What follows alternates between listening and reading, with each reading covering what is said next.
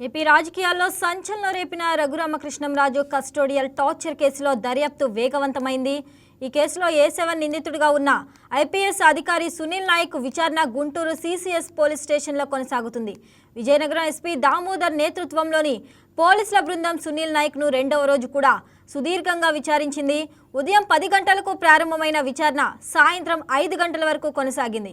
రఘురామకృష్ణంరాజు గతంలో తనను పోలీసులు కస్టడీలో చిత్రహింసలకు గురి చేశారని, తన ప్రాణాలకు ముప్పు తలపెట్టారని ఫిర్యాదు చేసిన విషయం తెలిసిందే. ఆ సమయంలో కీలక బాధ్యతలో ఉన్న పోలీసు అధికారులను నిందితులుగా పేర్కొంటూ కేసు నమోదైంది. సునీల్ నాయక్ ఆ సమయంలో ఉన్నత స్థానంలో ఉండి ఈ వ్యవహారంలో పాలు పంచుకున్నారనేది ప్రధాన ఆరోపణ. అందుకే ఈ కేసులో ఆయనను పాత్రగా నిర్ధారించడానికి పోలీసులు పలు ఆధారాలను సేకరిస్తున్నారు. రఘురామకృష్ణంరాజును అరెస్టు చేసిన సమయంలో ఏం జరిగింది, కస్టడీలో ఉన్నప్పుడు నిబంధనలు ఉల్లంఘించారా అనే కోణంలో అధికారులు సునీల్ నాయక్ను ప్రశ్నిస్తున్నారు. ఇప్పటికే ఈ కేసులో ఇతర అధికారుల పాత్రపై కూడా పోలీసులు ఆరా తీస్తున్నారు.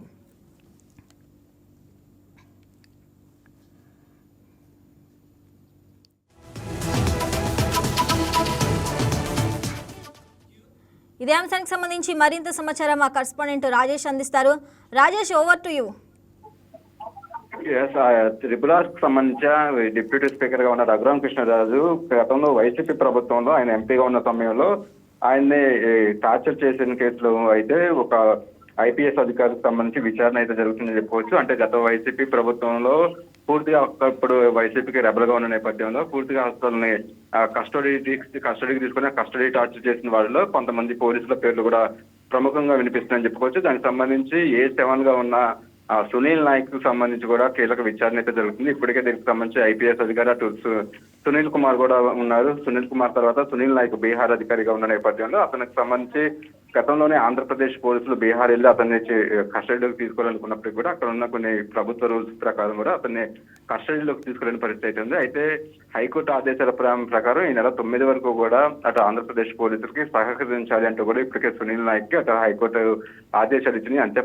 దాంతో పాటు ఐపీఎస్ అధికారి సునీల్ నాయక్ ను కూడా అరెస్ట్ చేయొద్దు అంటూ కూడా విచారణకు సహకరిస్తారు, అరెస్ట్ చేయొద్దు అంటూ కూడా హైకోర్టు ఆదేశాలు ఇచ్చిన నేపథ్యంలో ఇవాళ గుంటూరులో అటు ఎస్పీ దామోదర్ నేతృత్వంలో రెండో రోజు కూడా విచారణ అయితే కొనసాగిందని చెప్పుకోవచ్చు. నిన్న దాదాపు 9 నుంచి 10 గంటల పాటు ఈ విచారణ కొనసాగింది. అయితే రెండో రోజు ఇవాళ కూడా ప్రధానంగా విచారణ కొనసాగింది. కొద్దిసేపటి క్రితం దానికి సంబంధించిన విచారణ కూడా ముగిసిందని చెప్పుకోవచ్చు. అయితే ప్రధానంగా ఈ విచారణలు చూసుకున్నట్లయితే అసలు వైసీపీ ప్రభుత్వ అధికారంలో ఉన్నప్పుడు అతను ఇక్కడ సిఐడిలో డిపార్ట్మెంట్ లో చేశారు కాబట్టి సిఐడి డిపార్ట్మెంట్ కు ఎందుకు వచ్చారు, బీహార్ నుంచి ఇక్కడికి రావడానికి కారణం ఏంటి, దానికి సంబంధించిన డిప్యూటేషన్ మీద ఎందుకు రావాల్సి వచ్చింది, అలాగే దీని వెనకాల పెద్దలకు సంబంధించిన సపోర్ట్ ఉందా, లేకపోతే ఇక్కడికి ఆయన డిప్యూటేషన్ మీద రావడానికి సంబంధించి ఏమన్నా రికమెండేషన్ చేయించుకున్నారు అన్న దాంట్లో పూర్తిగా విచారణ అయితే కొనసాగుతుంది. దాంతో పాటు పూర్తిగా అతన్ని రఘురామకృష్ణరాజుకు సంబంధించి కస్టడీకి తీసుకున్న తర్వాత అతన్ని టార్చర్ చేశారా లేదా, దాంతో పాటు అతన్ని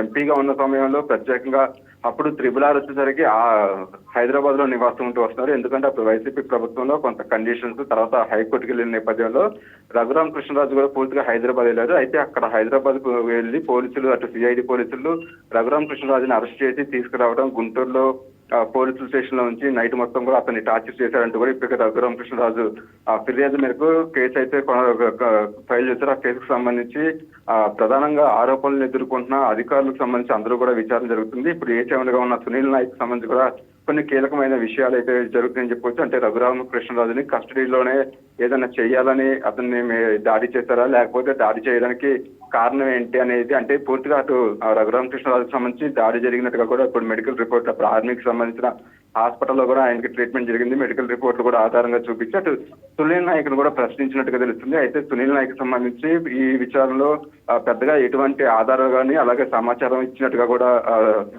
ఇవ్వనట్టుగా కూడా తెలుస్తుంది. అంటే పూర్తిగా ఏదైతే ఇప్పుడు ప్రెసిడెంట్ ఎస్పీ సంబంధించిన దామోదర్ ఉన్నారు, దామోదర్ విచారణలో ప్రధానంగా కొన్ని అంశాల మీద పర్టికులర్ గా సునీల్ నాయక్ ను విచారణ చేస్తున్నారు. మెయిన్ బీహార్ నుంచి ఆంధ్రప్రదేశ్ కి డిప్యూటేషన్ మీద రావడానికి కారణం ఏంటి, అలాగే దీని వెనకాల పెద్దల బలం ఉందా, త్రిపురకు సంబంధించిన ఆయన కస్టడీలోకి తీసుకుని ఆయన మీద దాడి చేయడానికి కారణం ఏంటి, ఏదైనా అంతమందించారా, లేకపోతే ఆ కస్టడీలో సునీల్ నాయక్ తో పాటు ఇంకెవరైనా వేరే అధికారులు ఉన్నారన్న కోణంలో కూడా ఈ విచారణ కొనసాగుతుంది. అయితే right Rajesh, thanks for the updates.